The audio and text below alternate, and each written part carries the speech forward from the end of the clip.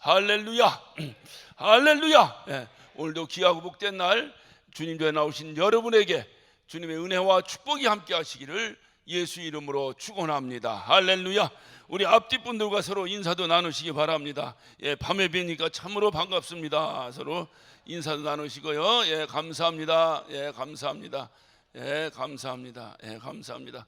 예, 오늘은 꼭 우리 기도 좀 성공하고 갑시다. 또 인사 좀 한번 더 하십시다. 예, 꼭 기도 좀 성공하고 가십시다. 예, 감사합니다. 예, 예. 어쨌든 건강하셔서 감사하고, 여러 가지 힘들고 어려운 과정 속에서도 여러분이 항상 건강하시고 또 이렇게 은혜를 잃지 않으시고 기쁨 잃지 않으시고 또 기도를 잃지 않으시고 너무나 감사하고 고맙고 또 이제 또 하나님께 감사할 뿐입니다. 제가 매주 이 분당 예배당에 주일 예배를 인도하러 다니는데 지난주에는 그 어버이날이라고 이렇게 어머니들에게, 근데 신기하게 왜 그런 날 또 아버지들은 안 계시는지 몰라요. 참 신기하다. 대개 아버지들은 그런 날 보면 주로 대포집 같은 데 가 앉아 계셔. 교회 와서 좀 이렇게 해야 되는데, 근데 아버지들은 안 계시고 어머니들 이렇게 하는데 얼마나 이 건강하시고 장수하신지 80세 이상 어머니한테만 꽃을 달아 드리더라고. 저도 언젠가부터 이 어버이날이나 또는 이런 어떤 그런 행사가 되면 항상 이게 카네이션을 이렇게 달아줬는데, 와, 거기 가서 뭐 나도 달아줄래나 했다 명함을 못 내밀었어요. 전부 80세 이상 어머니들에게만 달아 드리는데 한 9분이 되시더라고요. 그런데 거기서 5분이 90세가 넘으셔. 와. 그래서 제가 장수하려면 분당으로 이사 가셔. 어쨌든 그 동네가 90세가 넘은 5분이 90세가 넘으신데, 제가 이렇게 볼 때, 이렇게 뵐 때는 그분들이 많이 돼서 한 75세에서 한 80대 되셨겠다 했는데 93세래. 어떤 분은 95세. 이야, 대단하시더라고요. 대단해요. 그런데 얼마나 힘이 좋으시고 얼마나 씩씩하신지. 꽃도 달아드리고 막 어머니문에 막 노래도 불러드리고 하는데, 야, 이 건강하게 장수하셔서 어떤 이분들 좋은 꼴 좀 보고, 그리고 주님 만나시게 해야 되겠다는 생각이 불뚝 들더라고요. 근데 여러분들 건강하셔서 감사하고, 어디 카네이션 좀 타셨습니까? 왜 그냥 오늘날은 그냥 하루밖에 알고 다 떼어버려요? 좀 달고 다니시기, 5월달 좀 내내 좀 달고 다니시지. 어쨌든 건강하셔서 감사하고요. 어쨌든 더 건강하시고, 건강하신 이유는 한 가지입니다. 교회에서 기도하고, 할렐루야. 자녀들 위해서 기도하고, 할렐루야. 또 이 부족한 종들을 위해서 기도를 하셔야 돼. 종들이 부족하면 이게 일이 안 되니까 종들이 좀 능력의 종들이 되도록 좀 종들을 위해서 좀 기도하시고, 또 우리 교회 속히 평안한 날이 좀 찾아와서 우리가 그때로 소망하는 예배다운 예배를 좀 드리는, 원래 평안할 때 예배에 대한 사모함이 별로 없었잖아요. 그러니까 하나님께서 한번 살짝 흔드시는 거예요. 이렇게 살짝 흔들어서 정말 예배가 뭔지를 한번 보여주시는 거예요. 여러분 계속 다윗을 살펴보면서 그런 거 못 느끼십니까? 그게 연단이에요. 연단. 어떤 감사하고, 여러분들 건강하시고, 올 특히 5월달 한 해 동안은 여러 가지 가정의 달로서 여러 행사들이 많이 있는데, 여러분 어쨌든 주인공으로 참여하시고 또 이렇게 하셔서 함께 큰 은혜가 될 수 있도록 해주시기 바랍니다. 할렐루야. 우리 하나님의 말씀 보십니다. 하나님의 말씀은 여러분이 잘 아시는 말씀으로 오늘은 봤습니다. 우리 시편 23편 큰 음성으로 우리 합독합니다. 우리 하나님의 말씀은 시편 23편 우리 다 같이 큰 음성으로 합독하십니다. 여호와는 나의 목자시니 내가 부족함이 없으리로다. 그가 나를 푸른 초장에 누이시며 실만한 물가로 인도하신도다. 내 영혼을 생시키시고 자기 이름 위하여 의의 길로 인도하신도다. 내가 사망의 은침한 골짜기로 다닐지라도 해를 두려워하지 않을 것은 주께서 나와 함께 하심이라. 주의 지팡이와 막대기가 나를 안위하시나이다. 주께서 내 원수의 목전에서 내게 상을 베푸시고 기름으로 내 머리에 바르셨으니 내 잔이 넘치나이다. 나의 평생의 선하심과 인자하심이 정녕 나를 따르니 내가 여호와의 집에 영원히 거하리로다. 아멘. 계속해서 다윗의 도피에 대해서 우리가 살펴보고 있습니다. 다윗의 도피는 결국 뭐라 그랬어요? 하나님께서 다윗을 연단시키는 과정이다라고 우리가 이제 살펴봤습니다.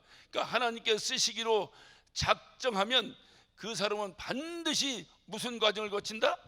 연단을 거친다. 그러니까 연단이라는 것은 뭐냐면 하나님이 당신이 쓰시기 합당한 것으로 빚어져가는 과정이다 그 말이에요. 그래서 반드시 연단을 거친다. 그래서 연단이 없는 거치지 않은 하나님의 종은 가짜다라고 제가 감히 선언을 했습니다. 그래서 어떻든 하나님께서 당신의 종으로 누구를 이렇게 택하시고 그를 반드시 광야에 내보내서 광야에 그 모진 연단을 겪게 하신다 하는 것을 우리가 꼭 기억을 하셔야 됩니다. 그래서 다윗이 이 어떤 감당할 수 없는 어려운 그 연단을 계속해서 지금 받고 있습니다. 그가 잘못한 건 하나도 없어요. 그래서 제가 말씀드리건대 애매하게 당하거나 알 수 없이 당하거나 왜 이런 일이 나에게 있어야 되는가 이럴 때 하나님의 뜻을 한번 찾아보자라는 말씀도 한번 여러분께 드렸습니다. 그러니까 다윗은 아무런 뭐가 없어요. 그냥 하나님께서 그를 기름 부으시고 그리고 그가 형에게 면회 갔다가 골리앗이 뭐라고 하니까 골리앗을 이렇게 돌을 던져서 골리앗을 때려잡은 거에는 아무것도 없습니다. 오히려 그것을 통해서 이스라엘을 구원해낸 사람이에요. 그런데 그 끝에 그는 이제 광야로 도망다니는 도피자가 되어버리면서 얼마나 힘들고 어려운 그 도피 생활을 하는지 다윗은 뭐라고 고백하느냐? 사망과 내가 한 발짝 거리에 있다 그랬어요. 한 발짝 거리. 그 연단이 얼마나 힘든지 사망과 내가 한 발짝 거리에 있다라고 해요. 그러면서 오늘 이 시편 23편을 다윗이 기록하고 찬양한 겁니다. 여러 학자들은 뭐 이것이 다윗이 후에 말년에 기록했다 이렇게 하는데 여러 가지 배경상으로 볼 때 이것은 다윗이 도피 생활 중에서 기록한 찬양입니다. 그렇기 때문에 시편 23편이 상당히 우리에게 어떤 던지는 그 시사성이 굉장히 있다는 것을 우리가 분명히 아셔야 되는데 그렇게 힘들고 어려운 그 연단의 과정을 다윗이 어떻게 이겼을까요? 그 이긴 신앙 고백이 오늘 시편 23편에 있습니다. 우리 한번 볼까요? 3절을 봅니다. 내 영혼을 생시키시고 자기 이름을 위하여 의의 길로 인도하신다. 그러니까 반드시 하나님은 자기의 뭐를 위해서? 자기의 뭐를 위해서? 이름을 위해서. 이 말을 다른 말로 말하면 당신의 명예를 위해서 반드시 의의 길로 인도하신다. 믿으시면 아멘 하시기 바랍니다. 우리가 받는 어떠한 연단도 하나님은 반드시 당신의 이름을 위해서 우리를 의의 길로 인도하신다. 이 사실을 다윗은 확실하게 믿고 있었어요. 그렇기 때문에 그 어려운 연단을 다윗이 극복하고 이겨나갔던 거예요. 그래서 어떤 분이 그래요. 여기 보니까 여호와는 나의 목자신 내가 부족함이 없으리로다. 그러니까 여호와가 하나님이 나의 목자신이 내가 부족함이 없다. 이런 생각 보세요. 풍족하고 지금 평상시 삶을 얘기하는 것이 아니라 지금 도망다니는 거예요. 지금 사망이 바로 본인은 표현하기를 사망의 음침한 골짜기를 다니고 있다라고 표현할 정도로 심각한 지금 어떤 고통 가운데 다윗이 처해 있습니다. 그런데 다윗은 첫 번째 고백이 뭐냐? 여호와가 나의 목자시면 나는 부족한 것이 없다. 그러면 지금 부족한 것이 있는 상태예요, 없는 상태예요? 이게 국어 실력을 좀 발동을 한번 해보세요. 지금 부족한 것이 있는 거예요, 없는 거예요? 인간적으로 생각할 때 부족한 것이 있는 거예요, 없는 거예요? 부족한 것이 있는 거죠. 그냥 있는 것이 아니라 죽을 지경까지 있는 거죠. 사망의 음침한 골짜기를 다닐 정도로 힘들 정도의 고통과 부족함이 있는 거죠. 그런데도 하나님 당신이 나의 목자가 되주신다면 나는 부족한 것이 없다는 거예요. 어떤 사람은 많은 걸 가졌는데도 많은 부족함을 느끼는 사람들이 있습니다. 많은 것이 주머니에 있는데도 내가 그것을 가지고 선한 것에 사용할 것은 없는 거예요. 많은 물질이 내 주머니에 있는데 그 물질을 가지고 주의 영광 위해서 쓰임받을 물질은 없는 거예요. 선한 구제하는 일에 쓰임받을 돈은 없는 거예요. 그럼 이 사람은 부족한 겁니까? 풍족한 겁니까? 자기가 주머니에 풍족함이 있음에도 그는 항상 부족함을 느끼고 사는 사람들. 그런데 어떤 사람은 실질적으로 없어요. 부족함이 많습니다. 그럼에도 불구하고 선한 마음으로, 그럼에도 불구하고 필요할 때 그 필요가 항상 채워지는 이런 자가 부족함이 없는 거예요. 어느 때 그런 상황이 벌어진다고요? 하나님이 나의 목자가 되주시면, 목자가 주시면. 그래서 여기서 또 계속 고백합니다. 그가 나를 푸른 초장에 누이시며 쉴만한 물가로 인도하신다. 아무리 힘들고 어려워도, 아무리 감당할 수 없는 고통 가운데 있다 하더라도 하나님이 나의 목자시라면 나는 푸른 초장으로 쉴만한 물가로 인도하신다. 이런 확신이, 우리가 하나님에 대한 이런 확신이 우리에게 있는가? 이 확신이 이 연단, 이 힘든 연단을 극복하게 만들어 버립니다. 감당할 수 없는 연단이 있어요. 목사가 되기 위해서 안수받고 목사가 되는 과정 속에서도 감당할 수 없는 연단들이 있어요. 그럼에도 내 그 연단 때문에 쓰러져 가지고 아니 나 목사 그만둘게요 하는 사람은 뭐 한두 명 있겠지만 저는 거의 본 적이 없어요. 지금 다 그 어려운 연단을 거치고 결국 또 목사가 되고 근데 끝까지 잘해야 되는데 이제 그게 문제지. 이제 끝까지 잘해야 되는데 어떤 과정이, 그런 과정이 있어요. 그때 어떻게 견뎌내요? 제 자신을 봐도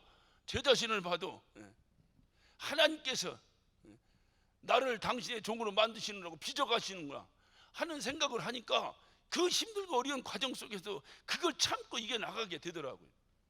이게 다윗의 심정을 저는 그때 이해를 했어요. 그래서 하나님께서 아무리 힘들고 어려운 광야를 다니더라도 하나님이 나의 목자가 되주신다면 쉴만한 물가로, 그 광야에서 지금 쉴만한 물가를 얘기하는 거예요. 푸른 잔디가 있는 뭐 골프장 있고 막 이런 곳에서 지금 뭐 쉴만한 물가를 찾는 게 아니고 이 황량한 광야를 헤매고 다니는데 하나님이 나의 목자가 되주신다면 푸른 초장으로 쉴만한 물가로 그분이 나를 인도해 주신다. 다시 말하면 죽이지 않으시고 죽을 직전까지 가더라도 반드시 하나님은 나를 다시 세워주신다. 할렐루야. 어떤 할머니가 또 그래 푸른 초장이 보여. 그러니까 옆에 또 할머니가 했다. 뭐라고? 그러니까 푸른 초장이 뭐예요? 초장은 되게 빨간색 아니야? 그러니까 이 할머니 가만히 있다가 와사비인 거 그런 거예요?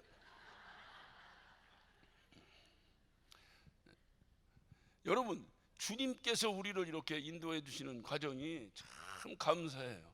어떤 피할 길을 주시고 그래서 제가 언젠가 여러분 말씀드렸잖아요. 고린도서 10장 13절 말씀을 항상 벽에 붙여놓고 살았다. 네가 감당할 수 없는 시험은 허락지 아니하시고 반드시 이 피할 길 내사 이기게 하신다. 이 말씀을 항상 먹을 때 화장실에도 붙여놓고 천장에도 붙여놓고, 그러고 나니까 이 세월이 흐르고 나니까 그 당시는 막 견딜 수 없고 이게 지금 내가 뭐 하는 짓인가 좌절이 오고 막 절망이 오고 견딜 수 없는 고통이 있었는데 시간이 지나니까 다 해결돼 버리잖아요. 그리고 다 그 당시 그 어떤 힘들고 어려웠던 것을 하나의 연단 과정으로 간증도 하게 되잖아요. 시간이 흐르니까. 그래서 세상 사람들은 하나님의 놀라운 진리를 모르기 때문에 세상 사람들은 그렇게 고백하는 거예요. 세월이 약이라고. 지나면 해결된다고. 지나면 해결된다. 여러분, 우리에게 감당할 수 없는 어떤 시험은 하나님이 허락지 않으신다고 한다면 내게 당한 모든 시험은 내가 감당할 수 있다는 거예요, 없다는 거예요? 있다는 거예요. 지금 우리 교회에 닥친 모든 시험도 우리가 반드시 감당할 수 있는 겁니까? 그러면 그 시험이 크면 좋아, 작으면 좋아? 예? 예? 어차피 내가 감당할 수 있다면 왜 우리 집사님한테는 총재기만한 시험 갖다 주고 나한테는 막 태산 같은 시험을 하나님 허락하셨을까? 하나님 어떻게 평가하신 거예요? 그냥 편하게 얘기해봐요. 생각나는 대로. 어떻게 평가하신 거예요? 집사님보다 나를 훨씬 능히 그만한 것도 감당할 수 있다고 생각하시니까 그에게 그런 걸 허락하시는 거예요. 그러면 우리에게 무슨 생각이 듭니까? 이왕에 오는 거 정제기만한 시험이 오면 좋겠어요? 그냥 막 태산 같은 시험이 나게 닥치는 게 좋겠어요? 그러면 불만이 없잖아. 우리가 다 이론으로 생각하니까 대답은 잘했는데 마지막 딱 가니까 뭔가 이게 꼬이는 것 같은 거예요, 지금 이거 대답이. 그런데 여러분이 확실하게 정말로 하나님은 내가 감당할 수 없는 시험을 허락지 않으신다 믿으시면 아멘 하시기 바랍니다. 지금 다윗이 이게 감당할 수 있는 시험입니까? 도저히 감당할 수 없는 시험이에요. 그런데 다윗은 이 사실을 믿고 있었어요. 하나님은 나를 죽이지 않으신다. 반드시 나를 살리시려고 훈련시킨다. 그러니까 그 어려움 가운데서도, 그 광야를 도망다니면서도 다윗은 그럽니다. 푸른 초장으로, 그 광야에서 푸른 초장을 생각해 난다는 자체가 이게 신령한 은혜 아닙니까? 이게 푸른 초장으로 쉴만한 물가로 하나님이 나를 인도하신다. 다시 말하면 능히 감당할 수 있다. 그러니까 그 어렵고 힘들어도 그는 인간적 생각을 하지 않냐고 하나님 방법대로 계속해서 그 시험을, 그 연단을 이겨나가는 거예요. 제가 이 다윗의 이 어떤 도피를 보면서 두 가지를 제시했습니다. 첫 번째, 무엇을 생각해 보자고 그랬습니까? 지난주에 그러니까 이런 거 물어보지 말아야 되는데 참 내가 참 이게 버릇이요. 첫 번째 뭐라 그랬어요? 이 도피를 통해서, 연단을 통해서 하나님이 다윗을 어떻게 빚어져 가고 있는가, 하나님이 어떻게 다윗을 만드는가. 그러니까 다윗은 왜 그가 왕이라고 해놓고 왕도 되지 못하고 맨날 도망만 다니고 위경에만 처하고 왜 이렇게 힘들고 어려운가. 하나님께서 다윗을 왕으로 세우셨으면 당연히 다윗의 적들을 하나님이 알아서 다 처단해버리고 다윗으로 하여금 일취월장 왕이 되게 하셔야 되는데, 오늘날 그것이 우리 수준의 믿음 아닙니까? 그런데 그것도 아니고 정반대로 다윗은 왜 이렇게 도망다니는 삶을 살아야 되고 왜 이렇게 힘든 삶을 살아야 되는가. 다윗의 입장에서 보지 말고 다윗을 연단시키는 하나님의 입장에서 바라보자 그랬어요. 하나님의 입장에서 바라볼 때 하나님은 다윗을 하나님이 쓰시기에 합당한 귀한 것으로 빚어가고 있다. 두 번째는 뭐라 했어요? 하나님께서 다윗을 통해서 이스라엘을 하나님이 통치하는 나라로 만들어가고 있는, 하나님이 통치하는 나라. 이스라엘은 원래가 하나님이 왕입니다. 하나님 나라예요. 그러니까 하나님 나라는 누가 통치해야 됩니까? 하나님이 통치하셔야 돼요. 그런데 자꾸 인간은 누굴 달라고 한 겁니까? 인간의 왕을 달라고 하는 거예요. 하나님 필요 없다는 거예요. 인간의 왕을 달라는 거예요. 누가 그랬다는 거예요? 많은 그 맹수에게 쫓겨가지고 도망갑니다. 도망가다가 낭떠러지로 떨어졌는데, 철길 낭떠러지로 떨어지게 되는데 나뭇가지에 옷이 다 걸려고 살아난 거예요. 떨어지면 죽는 거예요. 이제 나뭇가지가 뚜두두두두두두두 떨어지는, 꺾이는 소리가 들리는 이 위경 가운데서 이 사람이 하나님을 찾는 거예요. 하나님 나 좀 살려달라고. 하나님 나 좀 살려달라고. 그러니까 하나님께서 나타나셔가지고 그랬다는 거예요. 너 그 나무에서 손을 떼어라. 나뭇가지 붙잡고 이제 다다다다다다다 나뭇가지가 떨어지면 난 죽는 거예요. 이제 꺾어지면 나도 힘이 없어. 더 이상 나뭇가지를 붙잡을 힘이 없어요.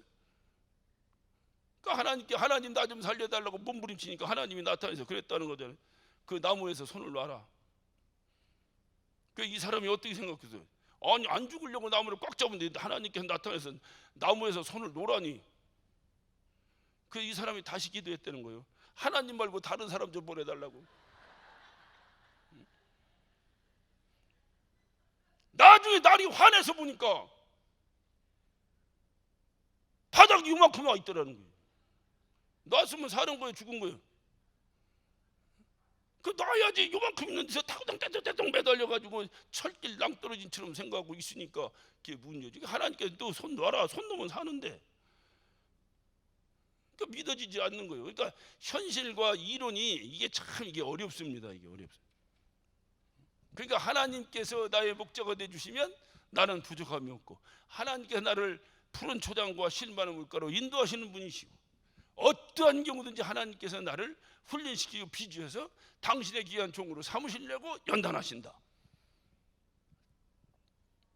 내가 감당할 수 없는 시험을 허락지 않으시고, 어떠하든지 내가 감당할 수 없는 시험을 통해서 나를 훈련시키신다. 아무리 나를 아름다운 그릇을 만들기 위해서 나를 시험하신다 하더라도 내가 감당할 수 없는 시험을 하시면 내가 죽어버리잖아요. 죽어버리면 그게 뭔 소용이 있어요? 그러니까 내가 감당할 수 있는 것으로 하나님은 시험하신다 그 말이에요. 그래서 제가 그렇게 믿냐고 여러분에게 물었습니다. 그랬더니 여러분이 대답이 없으신 거예요. 그렇게 믿습니까? 근데 왜 대답이 없는지 내가 알지. 그러면 큰 게 좋아 작은 게 좋아 이거 물어볼까 봐 대답 못 하는 거예요.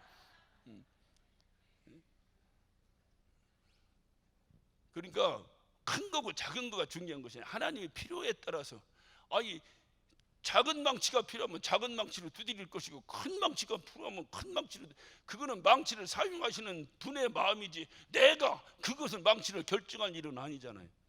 단지 하나님께 나를 훈련하셔서 하나님이 귀한 것을 쓰시려고 하시는구나. 그래서 오늘은 하나님께 다윗을 어떻게 훈련하셔서 어떻게 만드시기 위해서, 그래서 다윗이 어떤 사람으로 만들어서 다윗을 통해서 하나님의 통치가 이스라엘에게 편만이 펼쳐지는 그런 아름다운 하나님의 나라로 만들기 위함인가, 이것을 한번 다윗을 통해서 그 연단이 어떤 역할을 하는 걸 한번 살펴보자 그 말. 성경에 나오는 많은 사람들의 연단이 있습니다. 연단 가운데 대표적인 것이 요셉입니다. 요셉은 어느 날 자다가 꿈을 꿨습니다. 결국 꿈 해몽은 결국 한 가지입니다. 형제들이 다 동생인 자기에게 절을 하고 자기가 우두머리가 된다는 꿈을 꿨습니다. 이 꿈은 요셉의 욕심입니까? 하나님의 꿈입니까?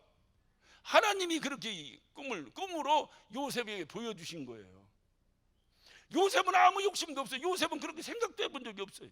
내가 형들을 싹 밟아 뭉기고 내가 한번 해봐야, 한 번도 그런 욕심을 가져본 적이 없어요. 하나님께서 요셉을 그렇게 쓰시려고 꿈으로 그에게 보여주신 거예요. 그랬으면 우두머리가 돼야 됩니까? 안 돼야 됩니까? 돼야 됩니다. 그게 우리가 생각하는 거예요. 그런데 그 꿈을 꾼 그것이 무슨 죄라고, 내가 그 꿈을 꾸고 싶어 꾼 것도 아니고 내가 형들을 다 밟아 뭉기려고 생각한 것도 아니고 하나님이 그 꿈을 꾸게 하시고 자기는 그것을 갖다가 형제들에게 얘기한 것뿐이에요. 그 꿈의 결과로 요셉은 형제들의 미움을 받습니다. 그리고 애굽의 종으로 팔려갑니다.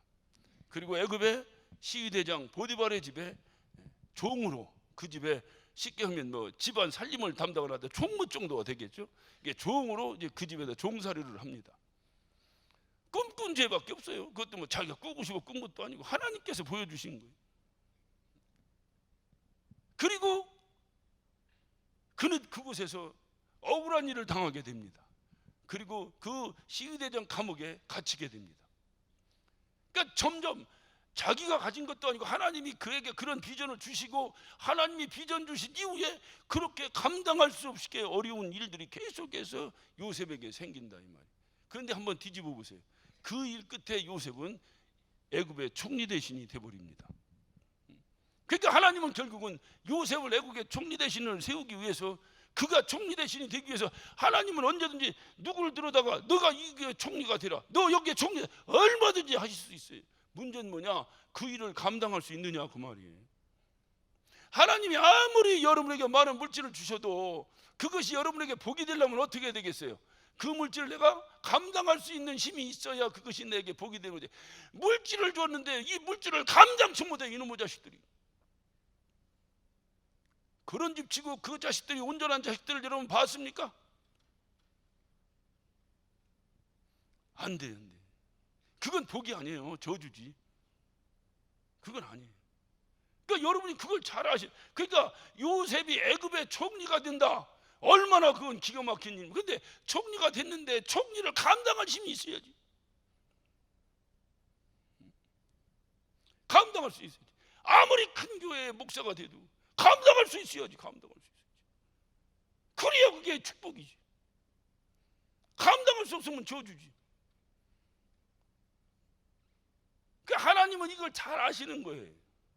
그러니까 하나님은 요셉이 애굽의 총리가 되게 하기 위해서 어떻게 했냐? 총리가 될 수 있는 훈련을 시키시는 거예요. 훈련을 시키시기 위해서 어떻게 했느냐? 그래도 종을 살아도 그냥 아무 집이나 종을 살 수 있음에도 불구하고 그 이스라엘에서 팔려갖고 아무것도 보잘것없는 사람이 어떻게 시위대장 집에 종으로 들어가냐 그 말이에요. 누가 하신 거예요? 그 하나님이 하신 거지. 이게 남의 일은 대답 잘한다니까. 남의 일은 문제는 자기 일을 대답을 못하는 게, 이게 한국 사람의 아주 전형적인 특징이에요. 장기를 넣어도 남이 장기 두는 건 기가 막히게 보여서 훈수도 지 장기를 못 둬서 문제지. 그러니까 여러분 한번 생각해 보세요. 남의 것을 보면 다 보인다니까. 다른 사람 일은 내가 닥쳤을 때 숨이 콱콱 막히는 거예요. 근데 그게 나만 그런 거예요? 다 그런 거예요. 다 그런 거예요. 그래서 중보 기도가 필요한 거예요. 그래서 정말 힘들면 기도할 힘조차도, 아니 숨쉬기조차도 어려운데 무슨 기도를 하겠어요? 그러면 죽어야지. 기도 안 되니까 죽어야지. 그런데 그가 살기 위해서 누구냐? 누군가가 너를 위하여 기도한다, 그 말이에요.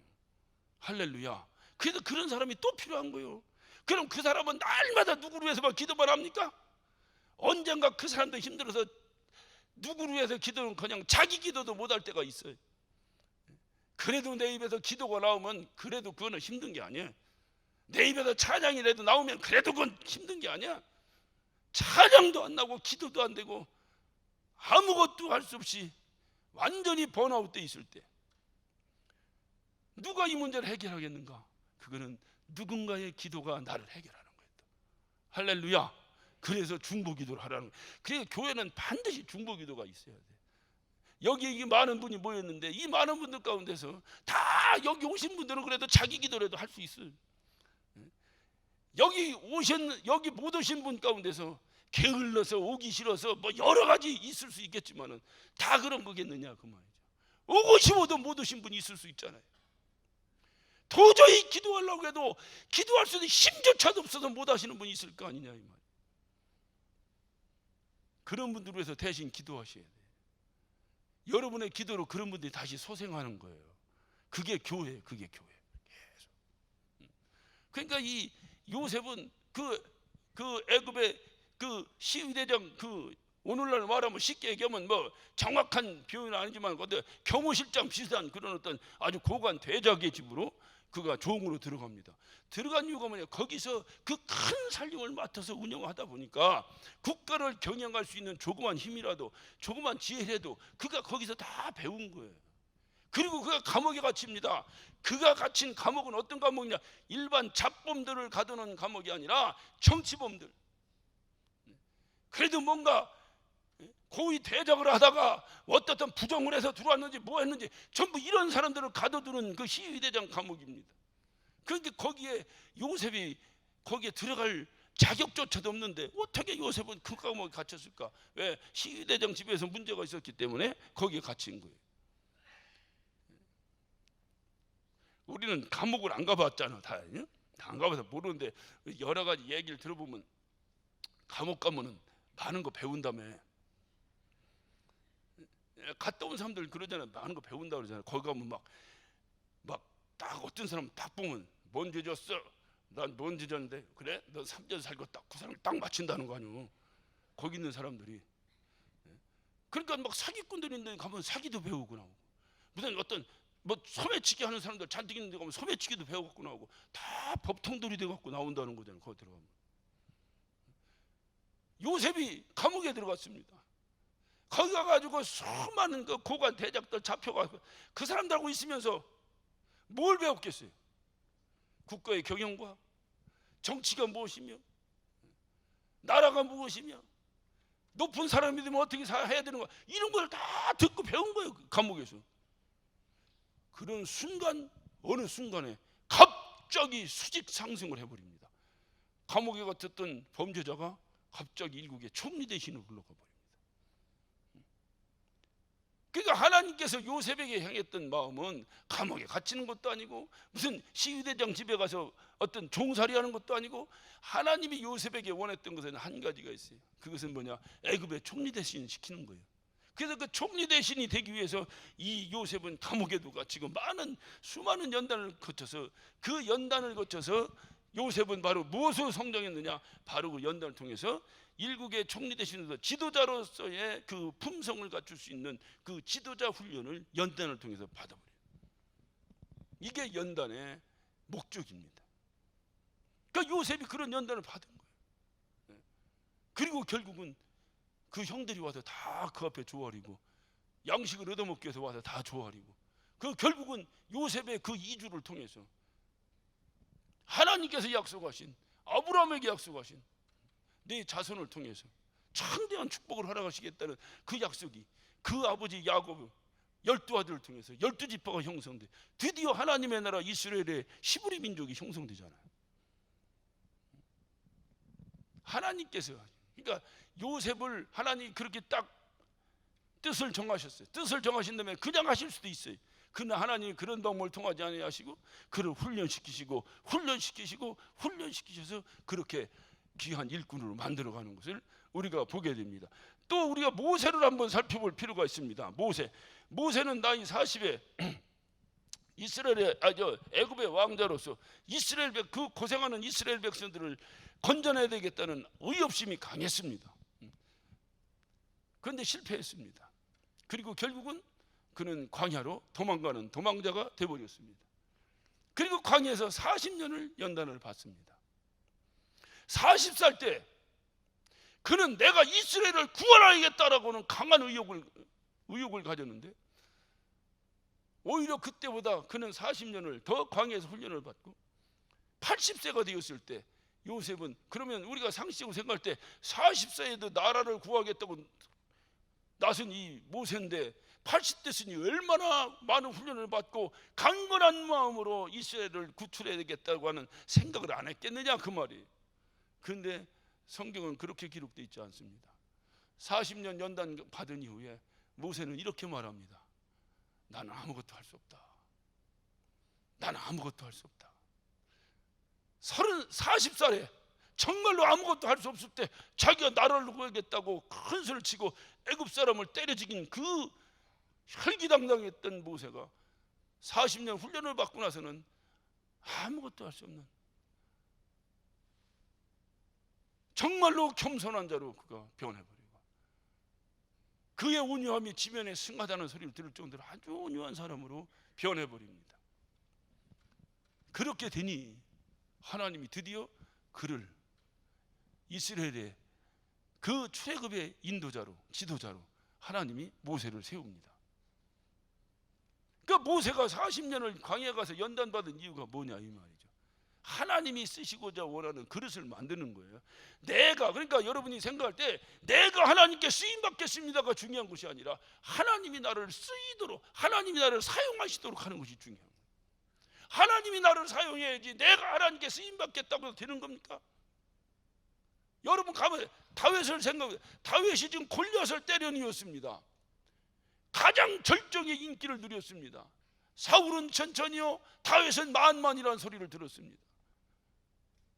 그런데 이때는 하나님이 그를 사용할 수가 없었습니다. 왜? 자기 의가 너무 강한 거예요. 내가 큰 일을 했다고 하는 그 의가 결국 하나님의 일을 방해하기 시작하는 거예요. 그리고 하나님은 어떻게 하느냐? 그를 다시 광야로 보내.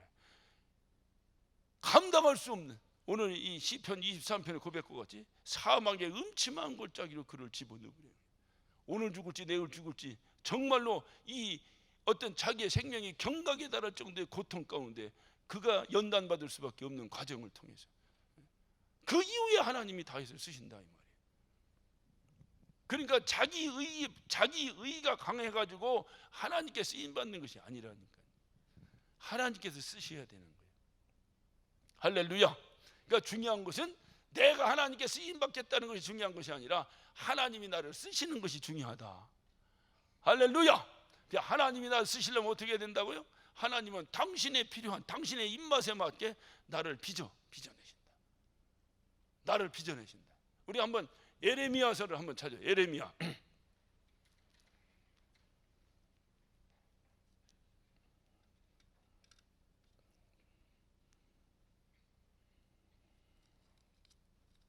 예레미야 우리 18장을 한번 봅시다.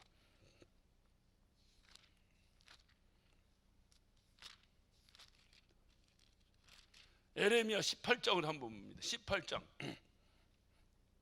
우리 3절부터 봅시다. 3절부터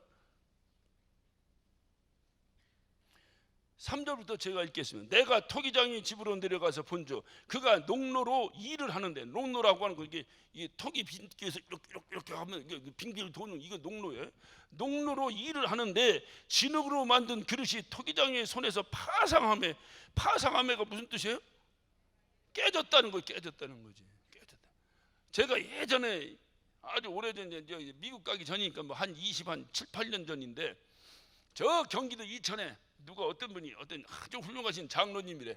뭐 그 당시 훌륭하다 보면 무조건 목사들이 뭐 좋은 거 주시는 분이 훌륭하니까 뭐 훌륭하신 장로님인데, 그분이 토기 뭐 도자기를 만드시는데, 그분이 생활자기를 만드신다는 거예요. 밥그릇도 만들고 뭐도 만들고 뭐 2조 백자 뭐 고려 청자 이런 것만 만드는 것이 아니라, 예술품만 만드는 것이 아니라 생활자기를 만드신다는 거예요. 그래서 이렇게 찻잔도 만들고 이렇게. 그렇다고 한번 구경 오셔서 기도하고 이렇게 기도해 주시고 그러면 밥그릇도 주시고 그런다고 누가 가자고 자꾸 그래. 그래서 또 어떻게 자꾸 가자면 가잖아, 할 수 없이. 그래서 갔지. 갔는데 이분이 쭉 구경을 시켜주는 거예요. 그 뭡니까, 이거 가마도 구경시켜주고 쭉 진열해놓은 것도 구경시켜주시는데, 이분이 막 다 보더니 막 망치로 사정씩 깨버리는 거예요. 툭 하더니 사정씩 깨버리는 거예요. 내가 볼 때는 조금도 흠이 안 보이는데, 너무 좋은 그릇인데. 그래서 내가 할 수 없이 했지. 장로님 그거 깨지 말고 나 주면 안 돼? 그래서 그렇잖아. 깨지 말고 나 주면. 그렇다고 내가 그거 장사할 사람도 아니잖아. 내가 쓰려고 나 주면 안 돼요?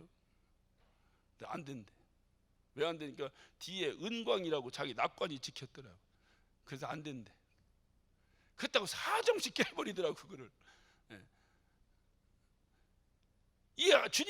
주님이 지금 토기장이를 비유를 들어 말하고, 토기장이가 그릇을 만드는데, 그릇을 만들다가 토기장이 손에서 파상된다는 거예요. 다시 말해 깨져버린다는 거예요. 그 깨는 이유가 뭐라고 그랬어요? 깨는 이유가 이거 봐요. 깨는데 파상함에 그가 그것으로 자기의 의견에 선한 대로 다른 것을 만들다. 다른 그릇을 만들기 위해서 깨버린다. 그 깨는 작업이 연단입니다. 다른 그릇을 만드는 거예요. 무슨 다른 것을 만든다 그랬어요? 무슨 다른 것을? 그가 자기의 의견에 선한 대로, 그러니까 다시 말해 자기 마음에 드는 그릇을 만들기 위해서 다시 만든다는 거예요. 하나님께 쓰시기로 결정하셨으면 하나님의 그 마음에 드는 그릇이 되어야 될 거 아니에요. 그릇이 안 됐는데 하나님께 자꾸 쓰임 받으려고 하니까 이게 문제가 되는 거예요. 박자가 안 맞는 거예요. 하나님하고. 하나님께서 보시기에 합당해 하나님이 쓰실 거 아니에요. 그런데 하나님께서 보실 때 합당하지 않은데 그 그릇이 자꾸 하나님께 쓰임 받으려면 일이 되겠습니까? 그러니까 하나님께서 글을 쓰시려고 하면 자기에게 합당한 것을 다시 만들기 위해서 망치로 박살내버린다는 거예요. 오늘 에레미야는 그것을 비유로 말하고 있는 거. 파성함에 자기의 의견에 선한 대로 다른 것을 만들다. 때에 여호와의 말씀이 내게 임하여 가렸을 때 나 여호와가 이르노라 이스라엘 족속아 이 토기장이 하는 것 같이 내가 능히 너에게 행하지 못하겠느냐. 이스라엘 족속아 진흙이 토기장의 손에 있음 같이 너희가 내 손에 있느니라. 하나님 손에 있는 거. 하나님 손에. 그러니까 하나님 손에서 깨져야 된다 이거. 그 연단을 통해서 겸손한 것으로 다시 빚어진 모세. 그 겸손하게 빚어진 그 순간에 하나님은 드디어 모세를 이스라엘의 지도자로 세운. 왜 하나님은 겸손한 자를 지도자로 세우실까요? 이것이 중요하다. 왜? 어차피 그 일은 누가 하시는 거예요? 하나님이. 누구를 통해서? 모세를 통해서. 그러면 모세는 하나님 말씀 앞에 어떻게 해야 돼? 전적으로 순종하고 따르는 겸손한 자가 아니면 하나님이 그를 쓰실 수 있냐 그 말이에요. 그러니까 하나님은 당신이 쓰시기 합당한 것을 만들기 위해서 그를 겸손하게 하시는데, 겸손하게 만드는 가장 좋은 방법, 가장 좋은 툴이 뭐냐? 그것은 바로 고난입니다. 그래서 주님도 고난을 통해서 겸손을 배웠다는 거예요. 고난을 당하는 거예요. 날마다 어려서부터 자라가지고 어떤 뭐랄까 자기가 성장해서 뭐 나갈 때까지 조금도 어려움도 당해보지 않고 조금도 넘어져 본 적도 없고 끊임없이 일취월장한 사람 한번 여러분 상대해 본 적이 있나요? 있는가요? 그의 교만은 하늘을 찔러버립니다. 언젠가는 목이 고다 꺾어질 수밖에 없어요. 네. 어려운 일을 겪으면서 그것 때문에 그 자기의 교만성이 다 깨지고 겸손해지고 언제까지냐? 하나님 앞에 쓰임받기에 합당하게 하나님이 인정하실 정도의 겸손하게 될 때, 그때에 그의 연단은 마무리가 되는 거예요. 그 모세의 연단은 그게 40년이 걸린 거예요. 왜? 모세를 겸손하게 만드시기 위해서. 왜 겸손하게 만드셨냐? 하나님이 사용하시려고. 그게 연단의 목적이에요. 예. 우리 이스라엘 민족들을 한번 볼까요? 이스라엘 민족들이 가나안 땅으로 이제 가기 위해서 출애굽을 했습니다. 그게 거리로 생각하면 일주일이면 능히 갈 수 있는 거리예요. 그런데 그들이 40년을 돌았습니다. 이유는 우린 잘 알아요. 그게 연단이에요. 이스라엘 백성들을 정말로 하나님이 다스리는, 하나님의 임금인, 하나님을 왕으로 모시는, 하나님을 주인으로 모시는 그러한 하나님의 백성으로 만드시기 위해서 하나님께서 40년 동안을 광야를 행해요. 밭이 있으니 농사를 짓고, 뭐가 있으니 뭐 고기를 잡아다 먹지, 아무것도 할 수 없어요. 하나님께서 하늘에서 만나를 내려주시고, 그 내려주신 만나가 없으면 그들은 아무것도 먹을 것이 없어요. 40년을 헤매는데 의복이 헤하지 않고 신발이 떨어지지 않는 게 하나님께서 하시는 거예요. 하나님께서. 그들이 그러한 과정을 계속 거쳐나가고 40년을 훈련받는 중요한 이유는 뭐냐? 오직 하나님만을 바라보는 훈련을 하기 위해서 한 거예요. 하루만 해도 되면 하루면 끝나는데 이 사람들이 하루 갖고 되질 않아. 1년만 하면 끝나면 되는데 1년 갖고 되지 않아. 하나님께서 딱 견적을 내보니까 40년을 해야 되는 거예요. 그러니까 40년을 훈련합니다. 그 이유는 한 가지라고 그랬어요. 하나님만을 바라보라. 하나님만을 바라보라. 아무런 우리의 방법이 없는 거예요. 내가 40년 동안 광야에서 먹고 살 아무런 방법이 없는 거예요. 그런데 하나님이 아침에 일어나면 만나가 쏟아져 내리는 거예요. 하나님만 바라봐라. 하나님만 바라봐라. 방법은 그거밖에 없어요. 그래서 그 홍해 바다를 가르고 말이야, 그 엄청난 정말 어떤 그런 이제 하나님의 은혜와 역사를 통해서 출애굽한 이들이 하늘에서 만나가, 우리가 지금 한번 돌이켜 생각할 때 우리가 아무것도 우리가 할 것도 없는데 하늘에서 딱 그냥 아침에 일어나기만 하면 문 앞에 그냥 소박히 만나가 떨어져 먹고 나면 또 그 다음날 소박히 떨어지고 먹고 나면 그 다음날 소박히 막 이런다고 생각하면 여러분 지금 어떤 삶을 사시겠어요? 응? 얼마나 하나님께 감사하겠어요? 그럴 것 같으죠? 그렇지 않아요. 또 그거 만나도 일주일 먹고 나서 또 질려가지고 또 다른 거 달라고 또 불평을 하게 됩니다.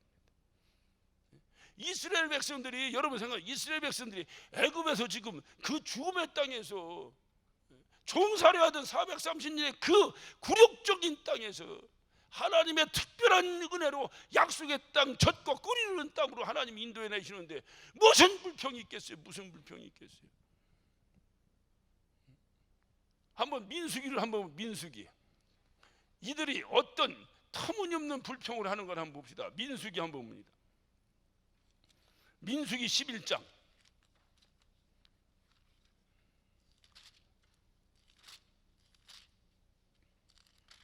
민수기 11장.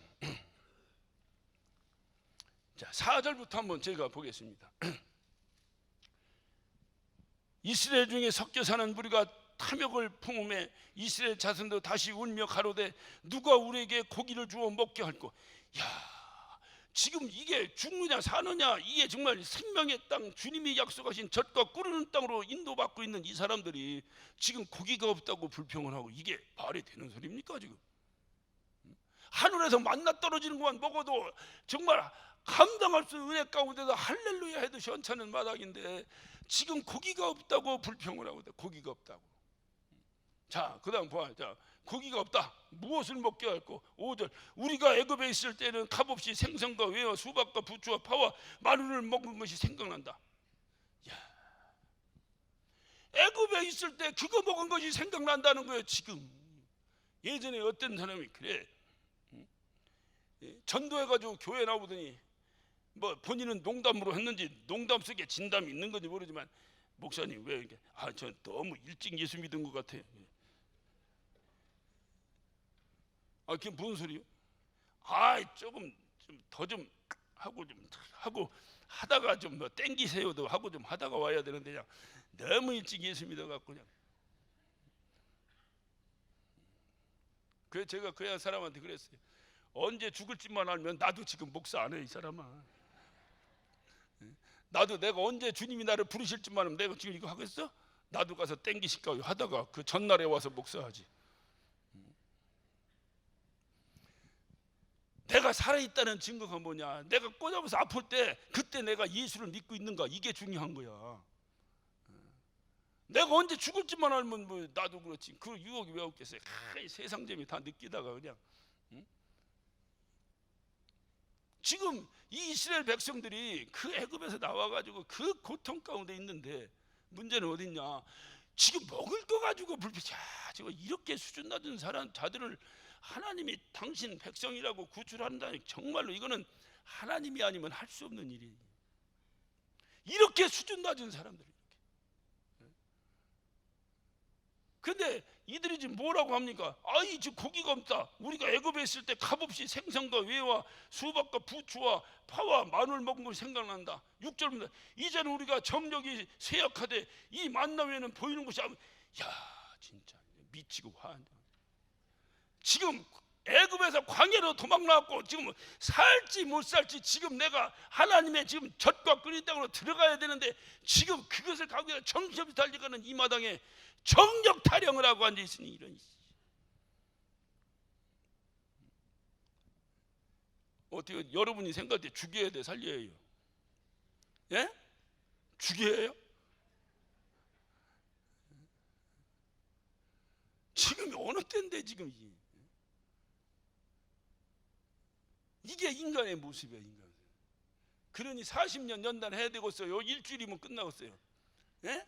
40년도 하나님의 은혜야. 내가 생각할 때는 이게 한 400년 해야 되는데 그냥 40년도 하나님의 은혜야. 40년. 그런데 중요한 것이 뭐냐?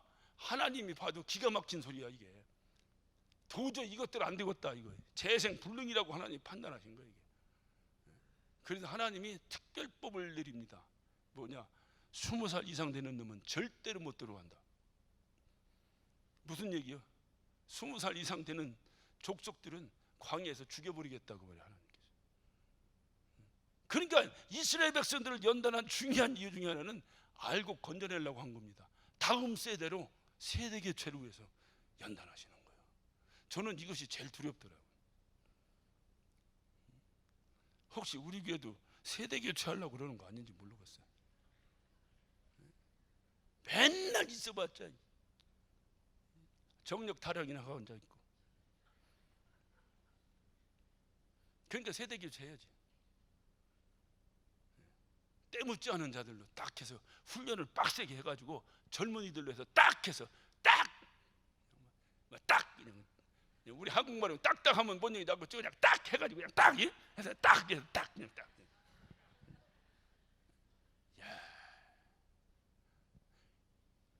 예, 한번 거기 한번 더 봐요. 우리 민수기 한번 다시 한번.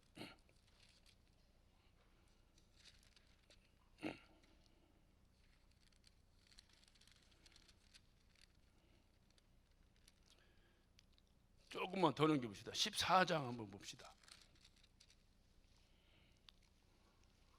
14장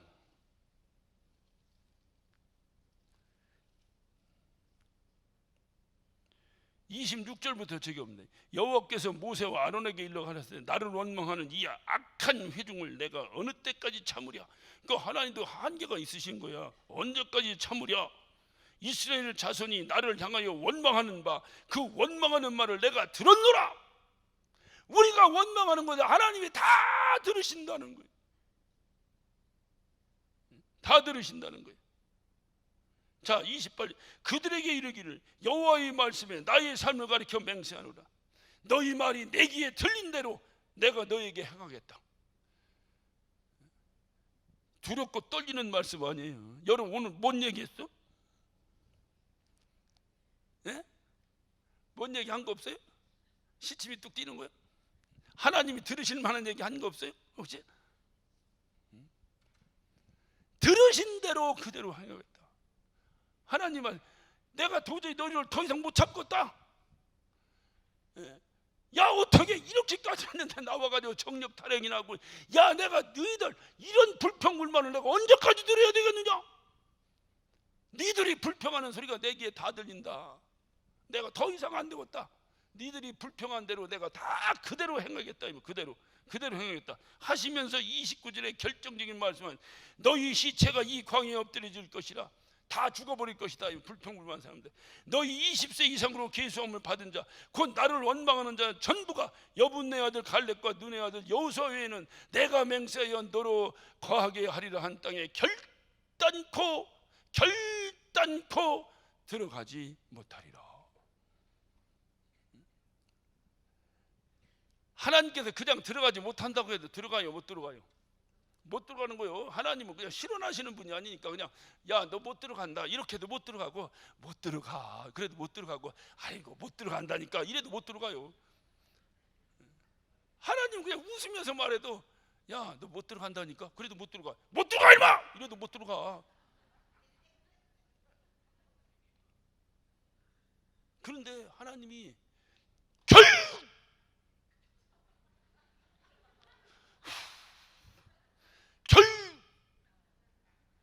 결단코 못 들어간다는 거예요. 그럼 들어가 못 들어가? 못 들어가. 그래 들어갔어요? 못 들어갔어요? 못 들어갔어요. 그런데 두 사람이 들어갔어요. 하나님의 약속을 굳게 믿고 저것들은 다 나의 밥이다, 우리의 밥이다라고 외쳤던 여호수아와 갈렙만 들어갔어요. 무엇을 우리에게 알려주시는 겁니까? 이게 하나님께서. 그러니까 이스라엘 백성은 40년 동안 돌지 않으면, 왜 40년을 돌렸는가 보니까 20살 먹은 사람들 다 죽을 때까지 기다린 거야. 20살 넘은 사람들 다 죽을 때까지 기다리라고. 40살 그러면 20살 최고 최연소자가 60일 거 아니요. 이 당시 60이면 지금 한 100살 정도 되겠지. 일단 다 죽을 때까지 기다리다가 그러고 가기 위해서 40년을 하신 것 같아. 그래 이들이 드디어 40년을 그렇게 연단하고 해서 드디어 하나님 약속하신 절벽구리에 도착할 때는 여호수아와 갈렙 외에는 전부 다 광야에서 태어났던 다음 세대, 우리가 흔히 말하는 다음 세대를 준비하지 않은 그 다음 세대, 그 다음 세대만이 하나님의 약속을 누렸습니다. 하나님이 왜 이스라엘 백성을 40년 연단하셨는가?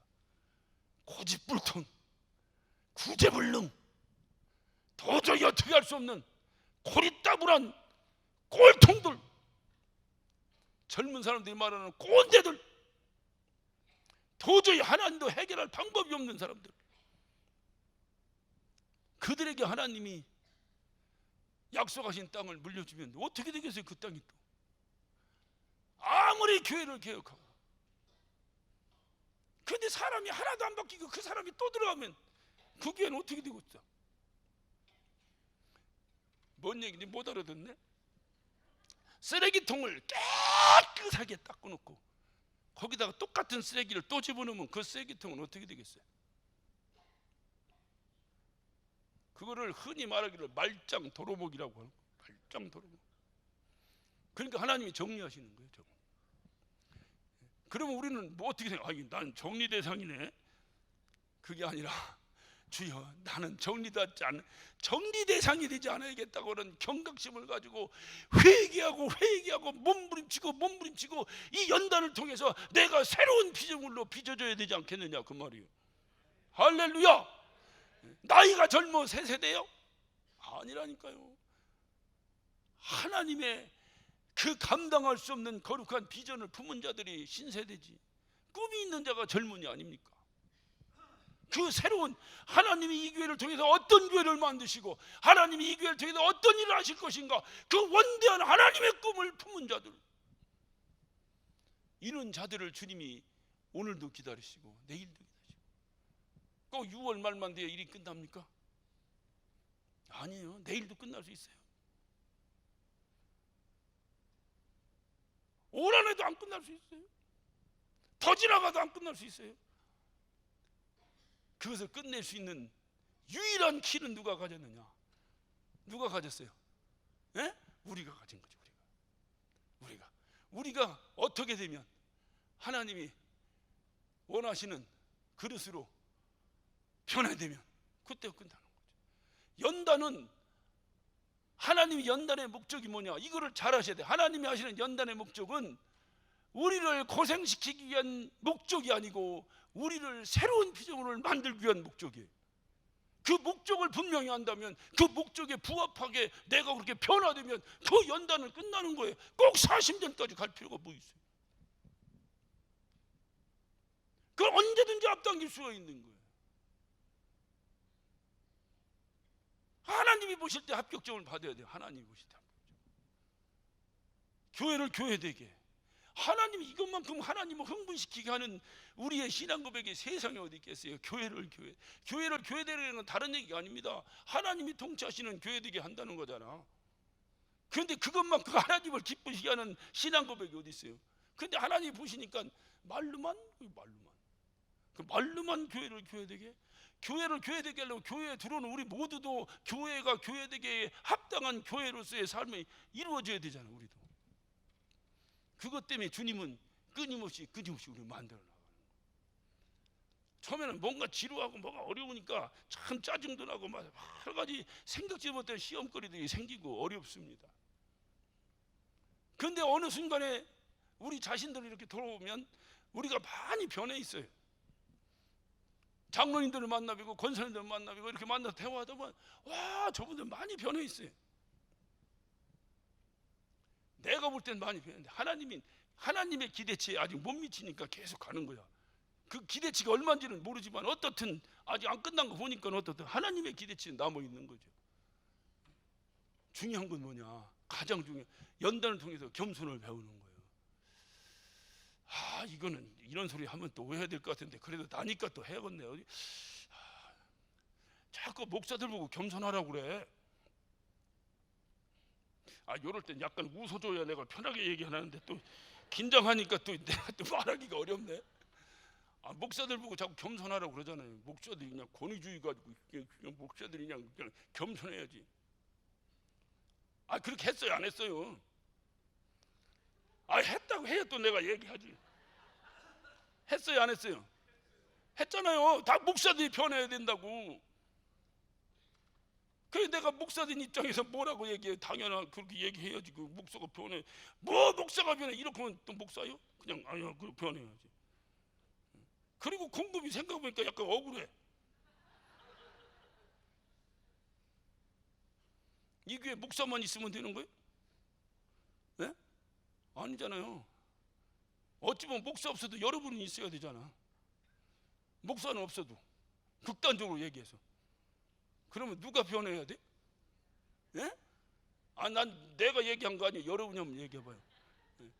목사만 겸손하게 변해야 해요? 여러분도 변해야 해요? 같이 변해야 돼요. 같이. 하나님 보실 땐 목사와 여러분이 구별이 되겠어요? 하나님 보실 땐 똑같이 무슨 구별이 돼? 똑같이 하나님의 자녀지. 우리가 여기서 일의 어떤 직분 때문에 구별이 된 것뿐이지 뭐 하나님 보실 땐 똑같잖아요. 그러면 목사만 겸손해? 다 겸손해야지. 제가 한국에 수많은 캠페인 운동이 있었는데 그 중에서 아주 이해하지 못했던 운동이 하나가 있었어요. 그게 뭐냐? 내 탓이오요. 내 탓이오. 내 탓이오 하려면 내 앞에다 붙여놔야지 내 뒤에다 붙여놔? 내 탓이오면 어디다 붙여야 돼? 그 스티커를. 예? 내 눈앞에 붙여놔야 될 거 아니야. 그리고 볼 때마다 내 탓이오 해야 될 거 아니야. 근데 그 스티커를 차 뒤에다 붙이고 다녀. 누구 보라고? 예? 그러니까 우리가 다 겸손해야 된다는 거예요. 겸손해야 돼. 어디다 붙여야 돼? 앞에다 붙여야 돼? 뒤에다 붙여야 돼? 예? 앞에다 붙여야 돼요? 내일 모레면 끝나겠네. 이제 우리 다 연단 끝나겠네. 이 정도면. 근데 우리가 겸손해야 된다는 건 다 아는데 그 겸손해야 된다는 그 구호를 전부 뒤에 붙이고 다녀요. 그게 네가 겸손하라는 거야. 네가 겸손해. 네가 겸손해. 그러니까 다 앞에 서려고 그래. 왜? 앞에서 안 보잖아. 겸손하세요. 2등만 해도 봐야 되잖아. 앞에 있는 사람 어떻게 봐야 되니까. 그러면 교회가 교회다고 찍었어요. 그러니까 주님이 원하시는 것은 뭐냐? 누구가 어떻고 누가 어떻고 아니라 주님이 원하시는 게 다 똑같잖아요. 그러니까 하나님께서는 그 겸손을 만드시는 중요한 방법이 뭐냐? 그것은 연단 외에는 없는 거예요. 하나님이 너무나 잘 하시는 거예요. 우리를 만드신 분이시기 때문에.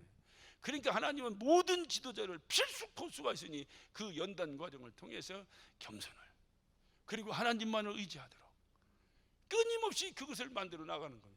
우리가 다른 것을 제외하더라도 우리가 사도 바울을 한번 보세요. 사도 바울은 정말로 이 신약 시대 때 가장 위대한 사람 아닙니까? 그는 얼마나 하나님의 사랑을 받는지 3층천까지 올라가서 구경하고 온 사람이에요. 오늘날 그런 사람 하나만 있으면 아마 뭐 자기가 하나님이라고 난리치고 돌아다닐 것이다. 저도 뭐 조금, 많이는 하지만 조금 이렇게 어디 집회를 인도하러 다니고 이렇게 이제 다녔습니다. 다니면은 꼭 그 교회에서 포스터를 만들어. 요즘은 잘 안 만들어. 요즘은 포스터 만들어서 벽에 붙이면 벌금 내니까 안 만들어. 그냥 다 이제 인터넷으로 이렇게 하면 돼. 그런데 신문에 광고를 내든지 이렇게 합니다. 그러니까 미국은 반드시 신문에 광고를 내요. 그러면 나보고 사진을 보내달라는 거예요. 그냥 사진 보내달라는데 이게 또 멋있게 또 누구처럼 다 이렇게 하고 찍고 이래야 되는데 우린 촌같이 그런 게 없잖아. 그러니까 사진을 보내달라고 여권 사진 그냥 그 왜 찍은 거 있죠, 이렇게 찍은 거 이거 보내줄 수밖에 없는데 폼이 안 나는 거야. 이게 폼이 안 나는 거야. 그래도 할 수 없이 그 사진이라도 보내줍니다. 그럼 밑에다 뭐 목사님 이력이 어디 있어? 이력이 목사지. 그냥 목사 누구 그것만 해. 다른 거 절대 하지 마. 그래도 앞에다 뭘 써야 된다는 거예요. 뭘 써야 된다는 거예요. 나보고 불러달랬는데 내가 어떻게 뭐를 불러줘? 위대한 종이라고 써. 내가 뭐라고 거기다 해요? 그냥 네가 알아서 해요. 그러고 갔더니 지퍼를 닦았는데 그 지역의 신문에 내가 막 식당에 갔더니 식당 앞에 포스터가 크게 붙었는데 막 거기에 막 닦다 신유의 종 옷이다 썼는데 밥을 못 먹어서 내가 부끄러워가지고. 물론 내가 쑥맥 기질이 있어가지고 난 막 그렇게 하면 못 견뎌.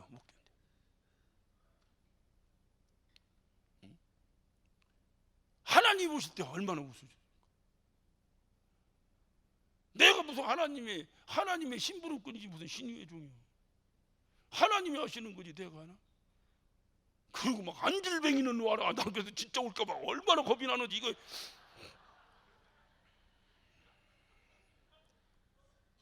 여러분 한때 그런 포스터 안 보셨어요?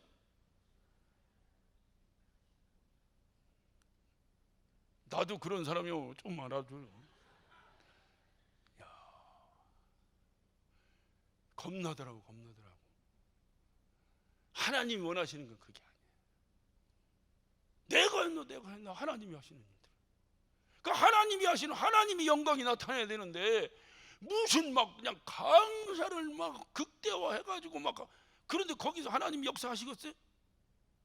역사해봤자 누가 영광 받는데? 누가 영광 받아? 강사가 영광 받는데 하나님이 그거 그 꼴 보고 싶어서 하시겠어? 그러니까 만약에 오늘날 이 사도 바울처럼 삼층천을 갔다 왔다면, 내가 삼층천을 갔다 왔는데 내가 어디 부흥회 간다면 부흥회 포스터에 뭐라고 써 있겠어? 응? 천국에서 만나보자. 쫙 이렇게 막 천국을 보고 싶으십니까? 이번 집회에 참석하셔서 천국을 보고 오신 목사님의 말씀을 들어봅시다. 뭐 별소리는 안 했겠어요? 심각합니다. 심각해. 하나님이 그걸 싫어하신다니까요. 그런 거를.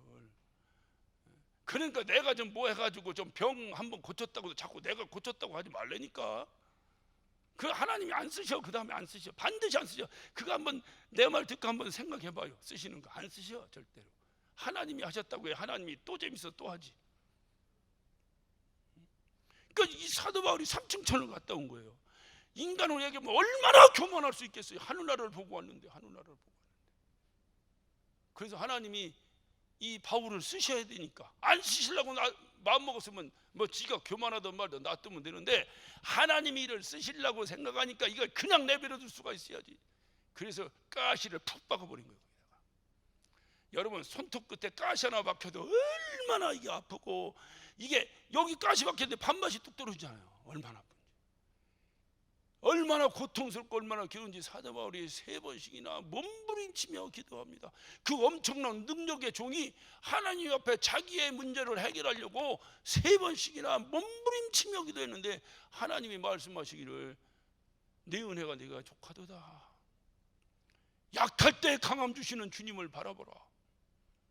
결국 사도 바울은 뭐냐?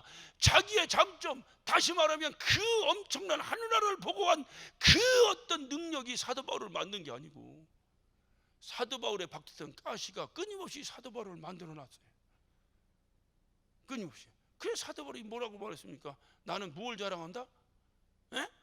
약한 걸 자랑한다. 난 약함을 자랑한다. 왜? 내가 약하니까 하나님이 역사하시더라는 거예요. 그것을 사도 바울은 연단을 통해서 배운 거예요. 그러니까 교만할 수가 없는 거예요. 교만할 수가. 왜? 하나님이 쓰시려니까 만들어가는 거. 만드는데 말로 해서 되냐 이 말이에요. 이게 말로 해서 되냐 이 말이에요. 이게 말로 해서 안 되는 거예요. 인류 역사가 말로 해서 안 돼요. 솔로몬이 자기 후궁들을 1000명씩이나 데리고 살았습니다. 잘한 거예요? 못한 거예요? 남의 일이니까 또 상관없어? 잘한 거예요? 못한 거예요? 하나님 보실 때 괘씸한 거예요? 잘한 거예요? 괘씸한 거예요. 솔로몬이 나중에 철들었어. 죽음을 눈앞에 두고 철들었어. 그리고 그는 자기 삶을 돌아보면서 헛되고 헛되며 헛되고 헛되니 모든 것이 헛되도다. 그러면서 그가 잠언을 기록합니다. 누구에게? 자기 아들 르호보암을 향해서 기록합니다. 아들아. 그래 여러분 잠언서 보세요. 툭하면 아들아, 내 아들아, 아들아, 너는 그렇게 살지 마라. 그래 잠언은 교훈서예요. 그 자기 아들 훈계한 교훈서입니다. 근데 르호보암이 그대로 살았어? 안 살았어? 안 살았어. 르호보암도 후궁을 60여 명씩 데리고 살았어. 왜?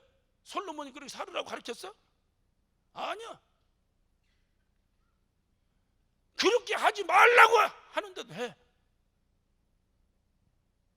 왜? 말로는 안 들어. 다 본 대로 하는 거야. 본 대로.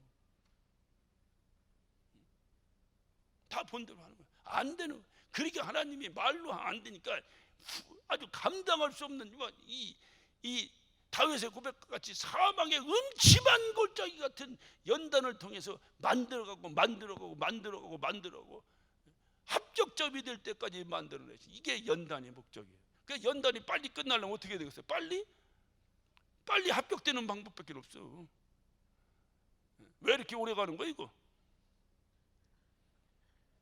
예? 잘 못 알아두셨어?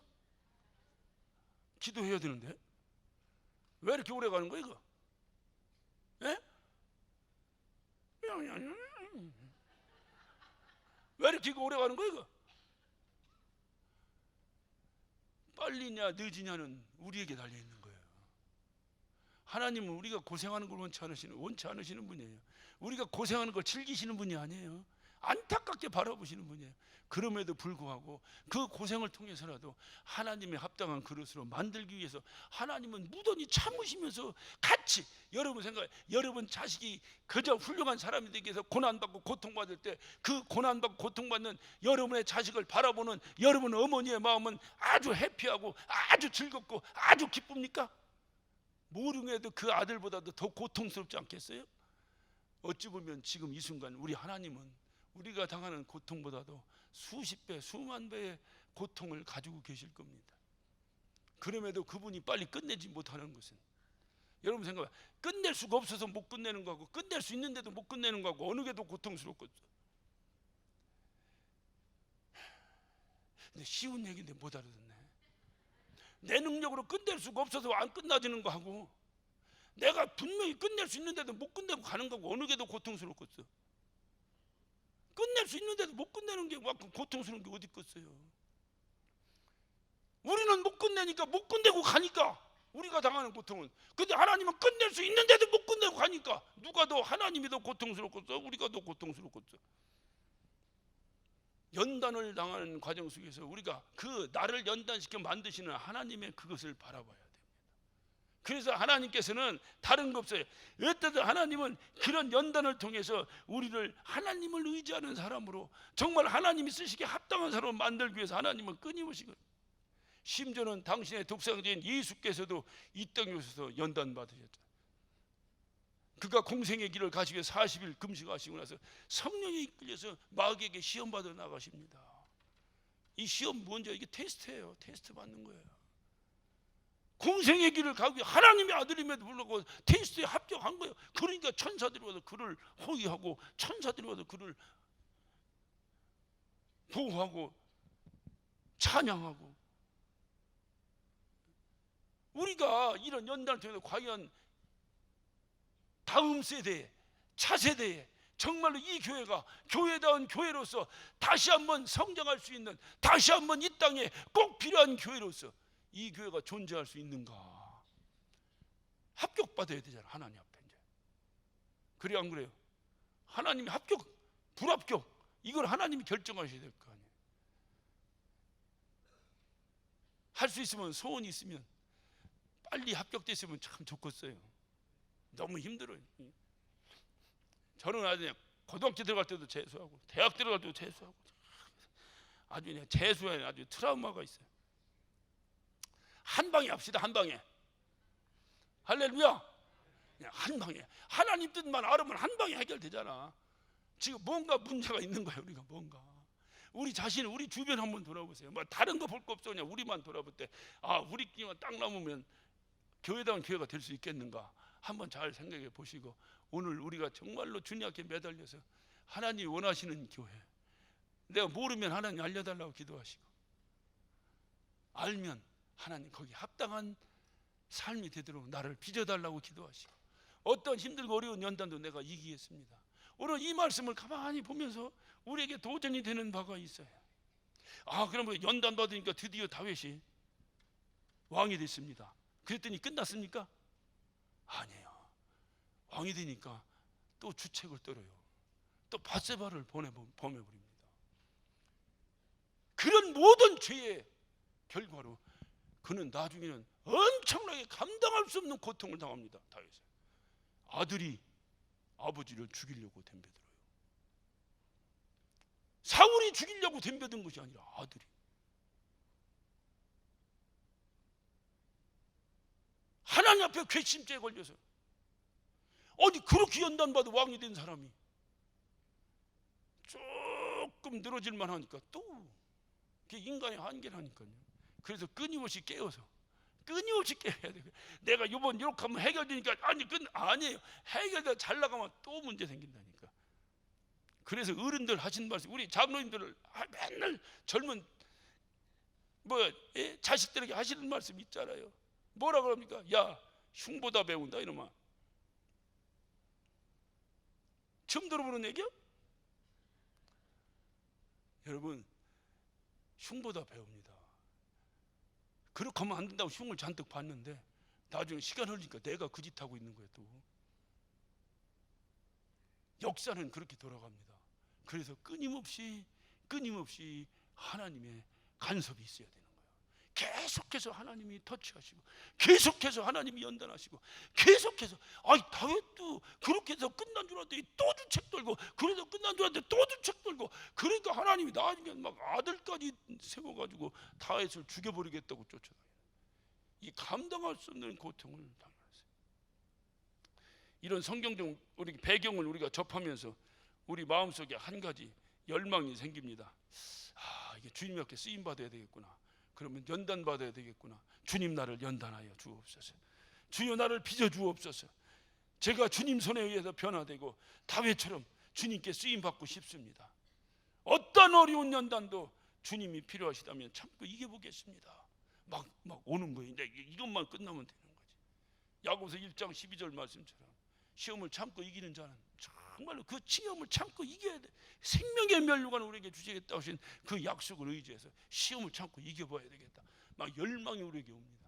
그럼에도 불구하고 이 사막의 음침한 골짜기 같은 이 광야를 내가 어떻게 가야 될까 하는 두려움도 또 우리에게 옵니다. 그러나 그 두려움을 우리는 또 어떻게 이기느냐? 하나님이 자기의 이름을 위하여 우리를 의의 길로 인도하시는구나. 할렐루야. 하나님이 알아서 인도하시는구나. 하나님, 그것이 하나님의 은혜예요. 하나님 필요 없으면 버리면 되지, 뭐하러 우리를 훈련시켜서 쓰려고 하시겠어요? 지나고 나니까 그것만큼 큰 은혜가 세상에 어딨냐 이 말이에요. 여러분 생각 때 필요 없으면 잘라버리든지 필요 없으면 버려버리든지 하면 끝나지, 뭐하러 속썩어가면서 그거를 다시 두드려가지고 빚어가지고 그래서 쓰임받는 그릇을 만들려고 뭐하러 하겠어요? 이유는 한 가지야, 사랑하니까. 그게 하나님의 은혜예요. 하나님께 쓰임받고 훗날 주님 만나서 주님 앞에 섰을 때 주님이 잘했다 칭찬하시고 주님께서 우리에게 보상하신다니, 그 소망 가지고 우리는 이 땅에서 반드시 주님 앞에 쓰임받는 종들 되기를 원합니다. 할렐루야. 이런 하나님의 은혜, 내가 지금 쓰임받고 하나님께 뭐를 받아서 은혜가 아니라 나를 버리지 않으신 것이 하나님의 은혜예요. 하나님이 나를 버리지 않으셨기 때문에 오늘 저와 여러분이 이 전에 앉아 있는 거예요. 하나님이 나를 버리지 않으셨기 때문에 이렇게 혼란 가운데 있는 이 교회 안에서도 우리가 이렇게 교회를 개혁해 보겠다고 여기 있는 거예요. 하나님 버리셨으면 끝났지. 그 하나님 버리지 않는 것, 그것이 하나님이 우리에게 주신 은혜입니다. 오늘 이 은혜를 찬양하면서 우리 함께 기도하겠습니다. 하나님의 은혜, 우리 함께 우리 찬양단과 함께 정말로 주님의 은혜를 생각하면서, 이게 힘들고 어려우니까 짜증나고 힘들고 어려우니까 왜 이렇게 힘들까, 이게 아니라 알고 보니까 이것이 다 하나님의 은혜구나. 하나님이 나를 사용하시려고 하는 하나님의 은혜구나. 하나님 내 은혜 앞에 철저하게 순종해서 주님께 필요한 그릇 되기를 원합니다. 주님이 마음껏 사용할 수 있는 그릇으로 나를 빚어 주시옵소서. 내가 주님의 은혜에 보답하며 살겠습니다. 이런 신앙 고백으로 우리 함께 찬양하겠습니다.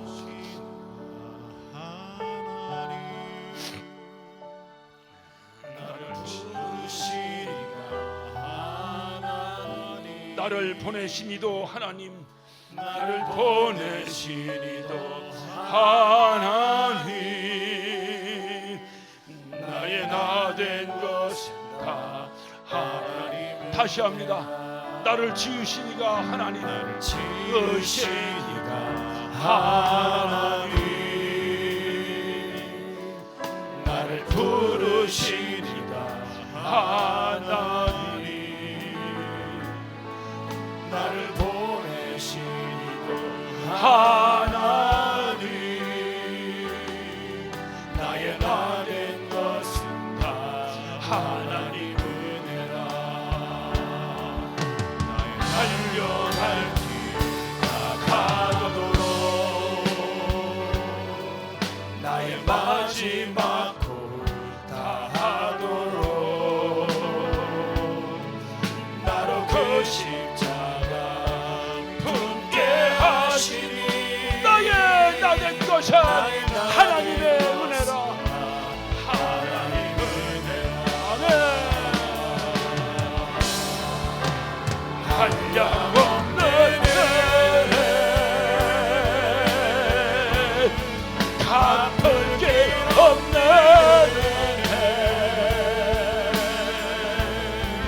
내 삶을 애워 사는 하나님의 은혜. 나 순종함 없이 이 땅을 밟음도 나를 붙드시는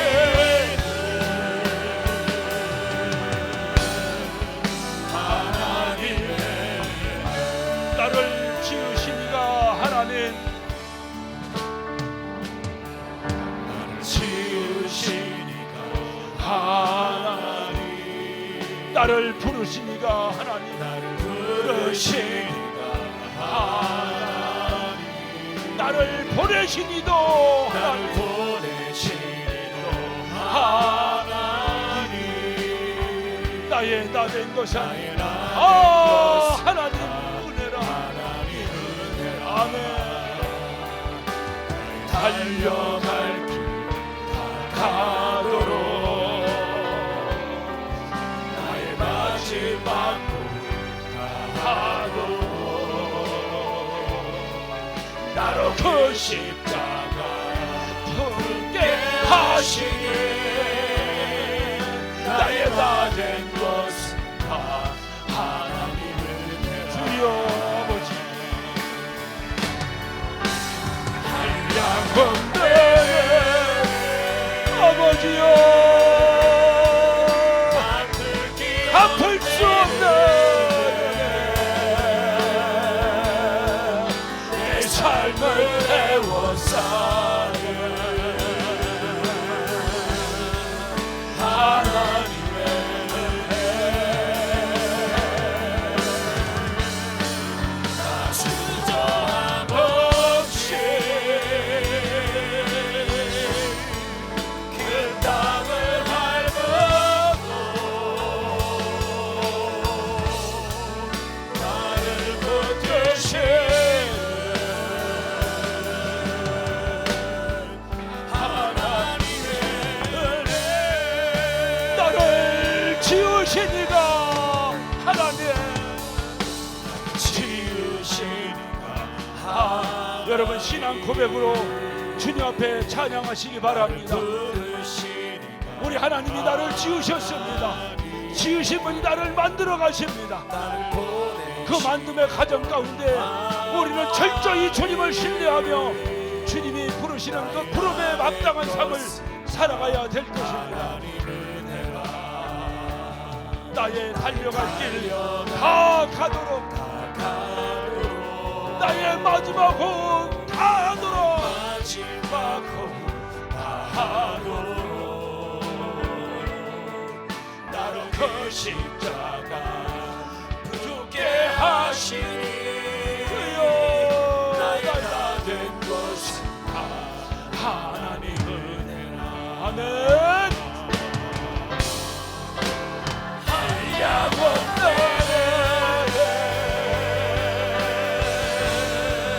갚을 게 없는 은혜 내 삶을 애워싸는 하나님의 은혜 나 주저함 없이 그 땅을 밟음도 아멘 나를 붙드시는 하나님의 한량없는 은혜 한량없는 은혜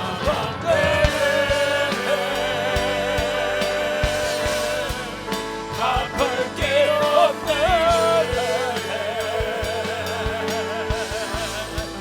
내 삶을 해워싸는 하나님의 은혜 주여 나 주저함 없이 그 땅을 밟고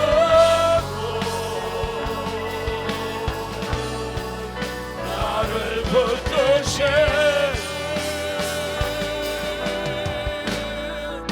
하나님의 오늘 시간 우리 기도하십니다. 하나님의 은혜입니다.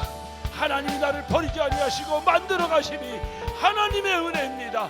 아무리 힘들고 어려운 연단 가운데 있다 하더라도 우리의 형편과 처지가 사망의 음침한 골짜기와 같을지라도 주여 내가 하나님의 은혜를 찬양하며 주님의 은혜 앞에 감사하며 이 길을 굳건히 걸어가서 반드시 하나님의 귀한 일꾼으로 만들어지기를 원합니다. 주여 나를 품에 안으시고 주여 나를 만들어 주시옵소서. 주여 나를 다듬어 주시옵소서. 우리 다 같이 주여 삼창하시고 한 목소리로 기도하십니다.